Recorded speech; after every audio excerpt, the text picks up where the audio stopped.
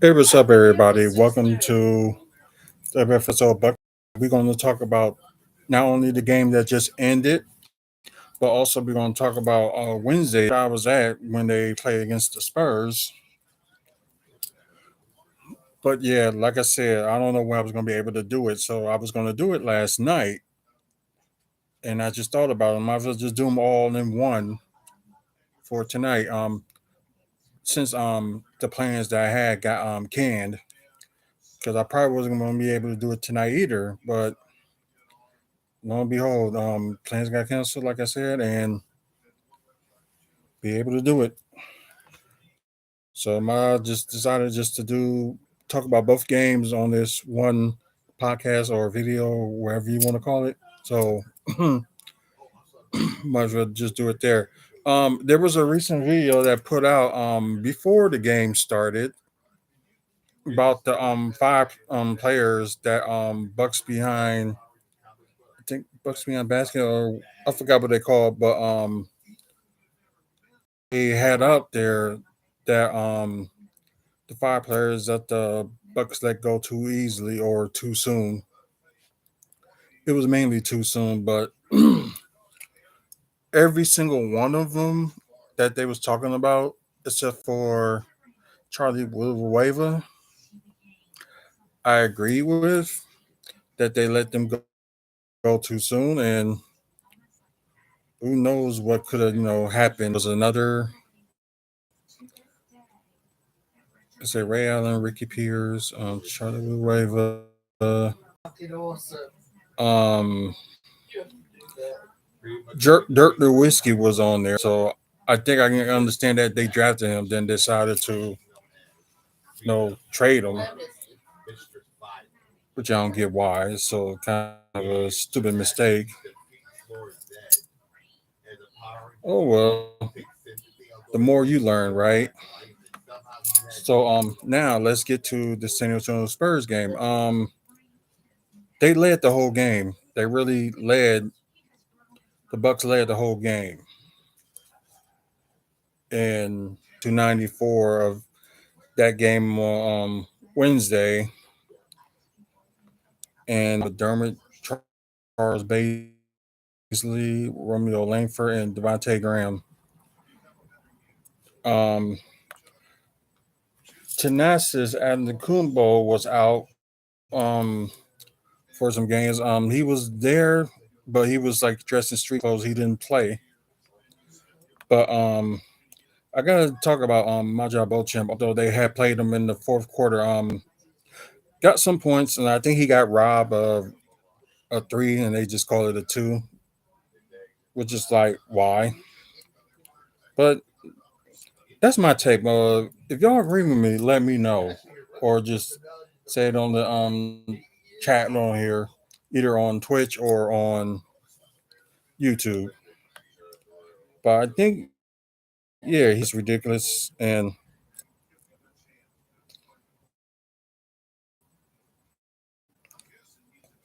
4 to 6 block.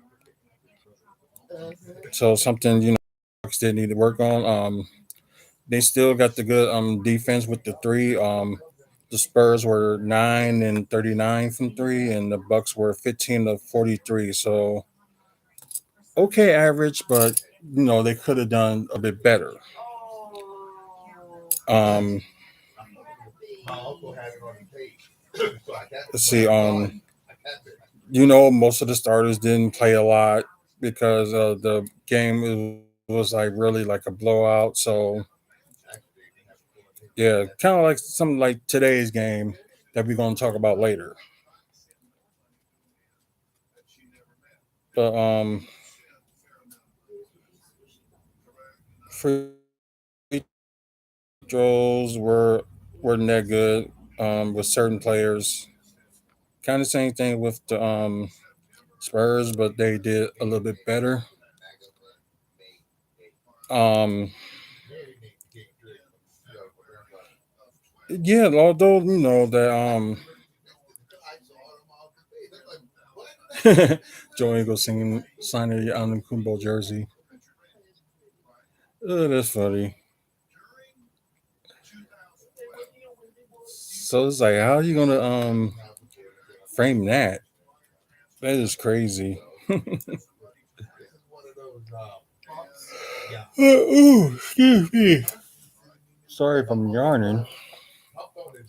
I know I got like lots of stuff to catch up on, like video wise and all that good stuff. Um,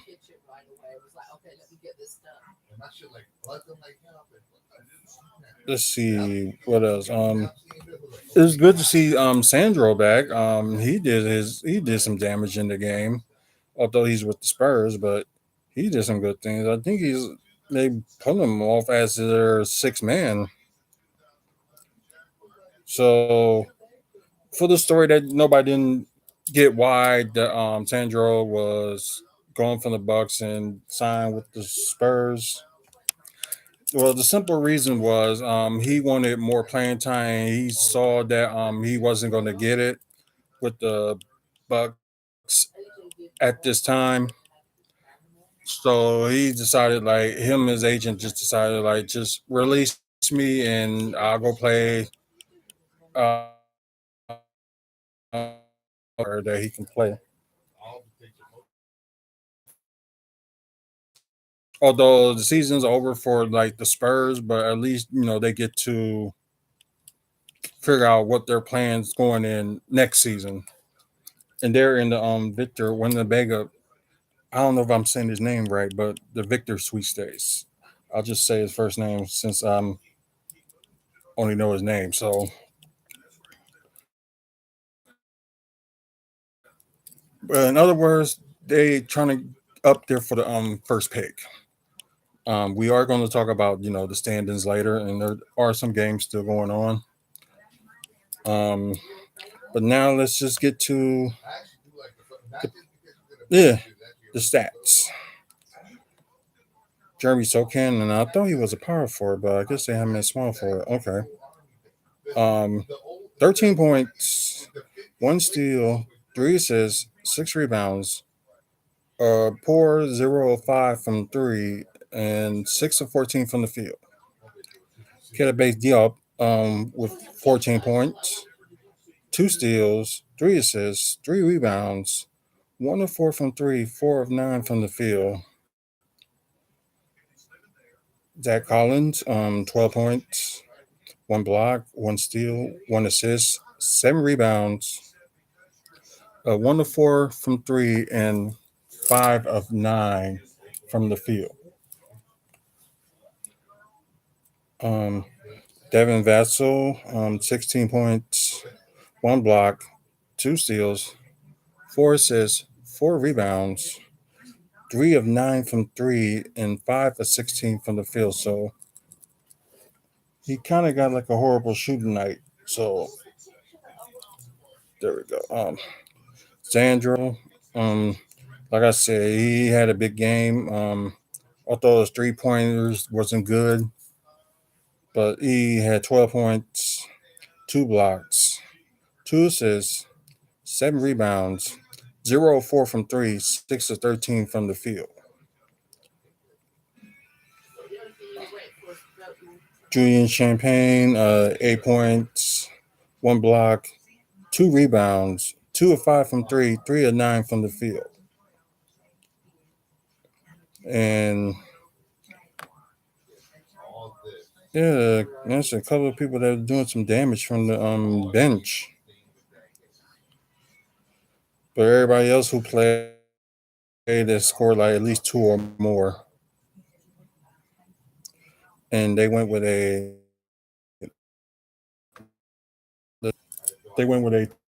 10-man rotation.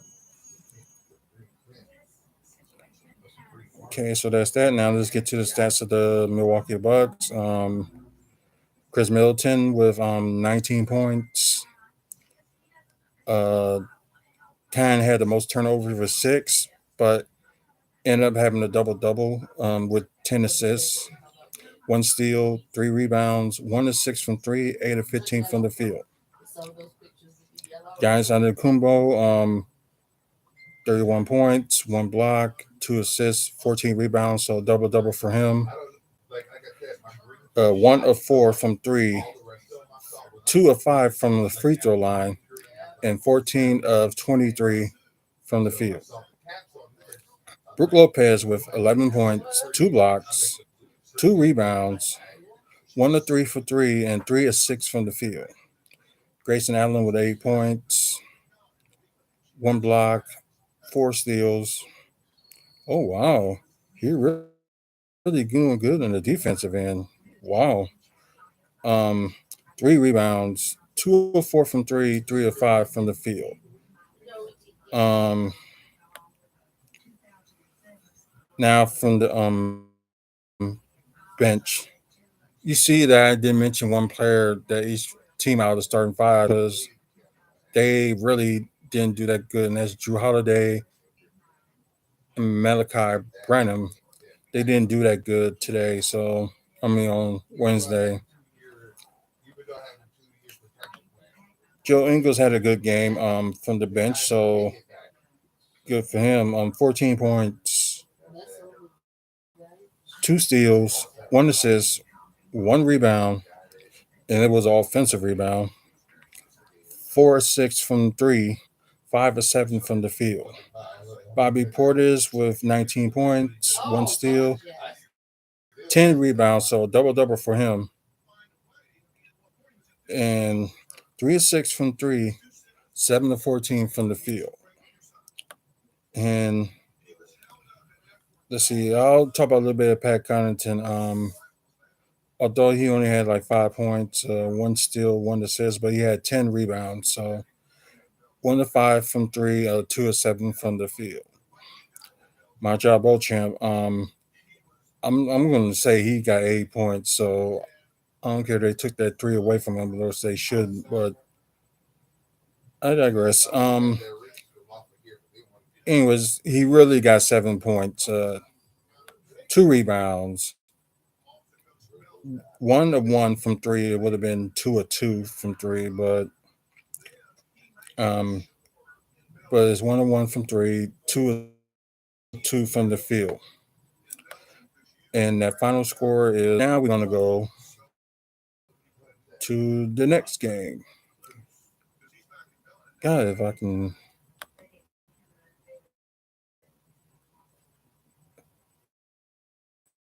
There we go. Let's look at the other game today. With this other game that like Brook Lopez would like block after block in the first quarter. He had like was it 4 blocks in the within 2 minutes at the beginning of the game. So that's something. Chris Middleton didn't play because they probably didn't want to play him like back to back. So they probably just sent him out for this game and decide they're going to have him play tomorrow, which I can understand that. And plus, for tomorrow, they're going to need all the help they can get.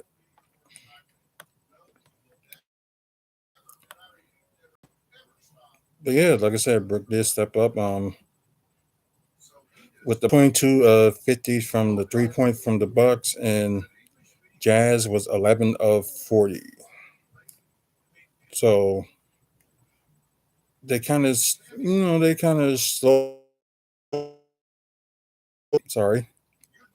Um, 11 turnovers to, I think that's 12 turnovers.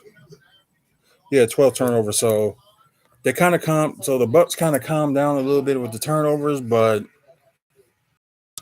it just needs to be a little bit more better, in my opinion. Uh, I think yeah, especially everybody that was on the bench they played, so they did that, and everybody from the Jazz had played as well. Like especially in the like fourth quarter, they just let everybody just play. That's basically what it was, and although it kind of don't like look like it like anybody like stepped up like starting five, they stepped up. They had at least like 17 or more points. And we only had a person that had like higher than had like more than at least 10 points in the game.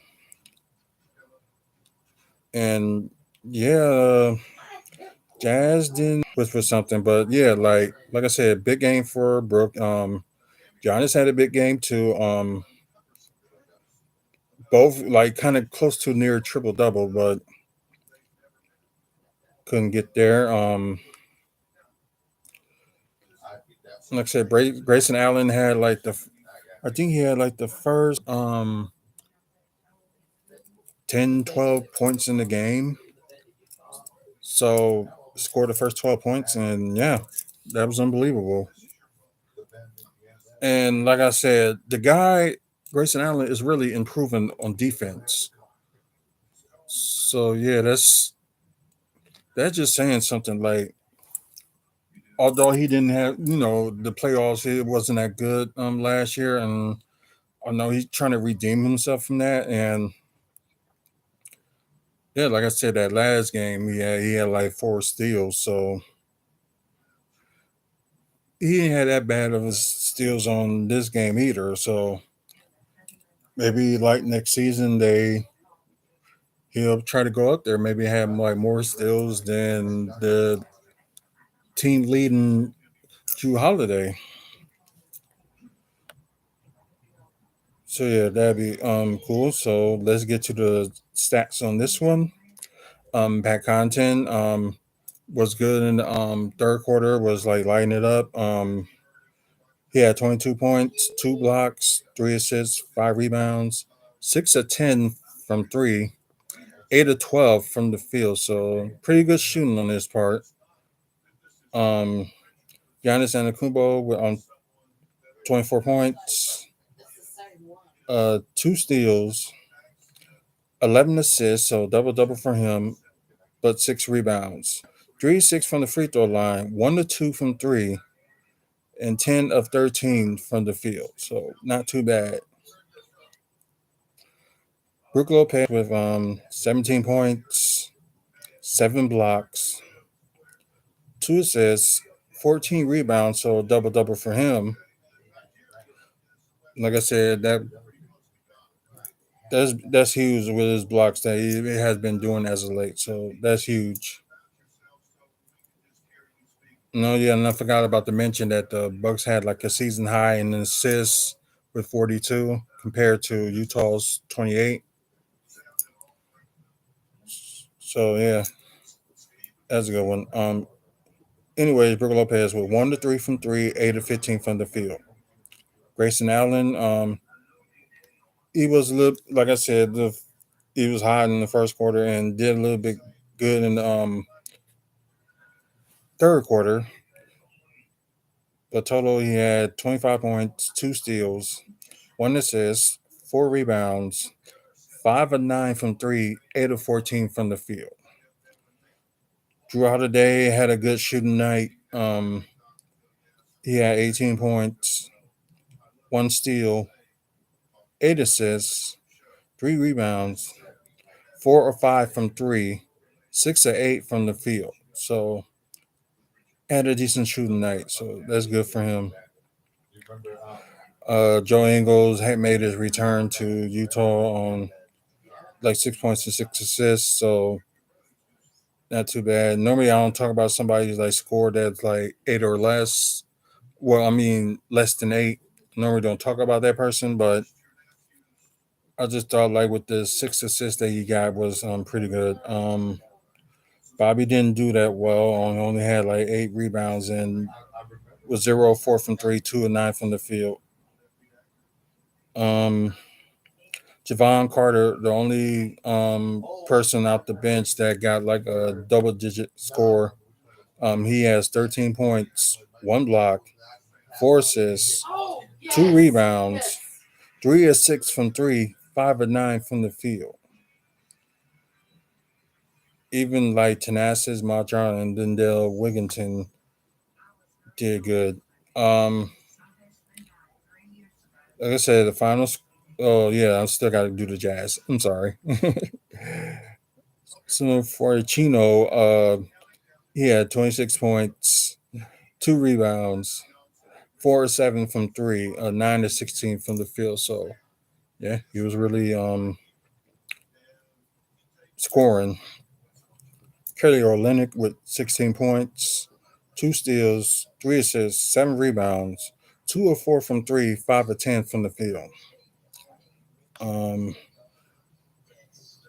Taylor Horton Tucker with 13 points, 1 steal, 8 assists, 5 rebounds, 0 of 3 from three, and 5 of 17 from the field. So yeah, he was really struggling.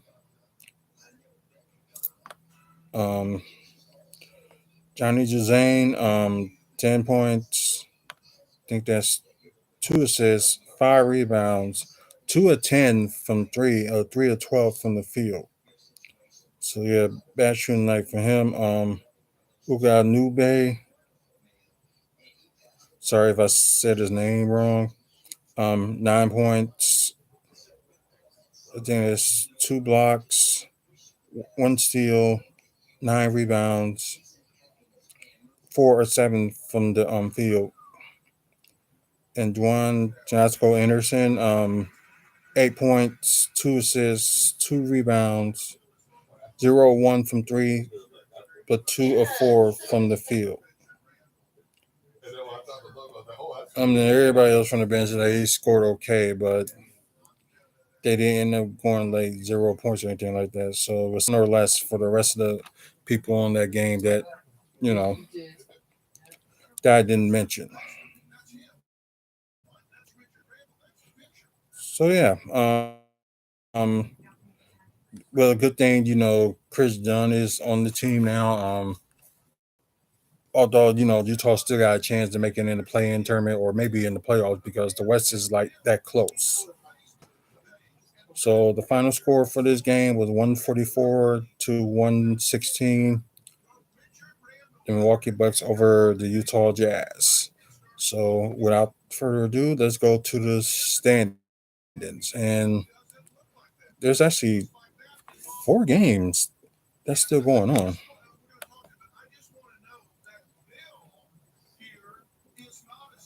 You snore. Talk about my dog Mindy. So let's see. And right now it's kind of a close race for the first seed in the East. So we are going to talk about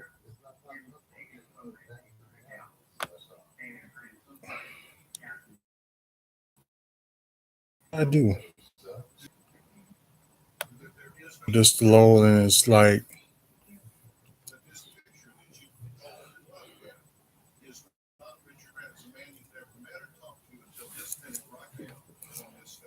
sorry. Hey, we're gonna look at the play-in and stuff in a minute. And they kind of dropped from and now we're gonna go from 10 to 1. The play-in and of course the top 6. Oklahoma City Thunder lost their last game. 10th. New Orleans Pelicans won their last 3. They're in 9th. Los Angeles Lakers won their last 2. They're in 8th. So yeah, they really caught up. Pelicans and Lakers are in the three-way tied, but I guess the Lakers having the advantage. Minnesota Timberwolves won their last 2. They're in 7th. Golden State Warriors won their last 2. They're in 6th, and they're playing right now against Philly. LA Clippers won their last game. They're in 5th. Phoenix Suns lost their last 2. They're in 4th. Sacramento Kings lost their last 2. They're in 3rd. Memphis Grizzlies clinched their division. They West and their division. Washington Wizards won their last game, and Indiana Pacers lost their last game. They're both tied for 11th. Now from 10 to 1. Chicago lost their last game. They're in 10th. Toronto won their last game. They're in ninth. Atlanta lost their last game. They're in eighth, and they like under the 500 mark. Brooklyn now in seventh. They lost their last five. Miami won their last two. They're in six now. Lost their last three. The 76ers, they won their last playoff berth, of course. And Milwaukee Bucks, with winning their last two, they clinched playoff berth as well. They were the first team to ever do it this year. And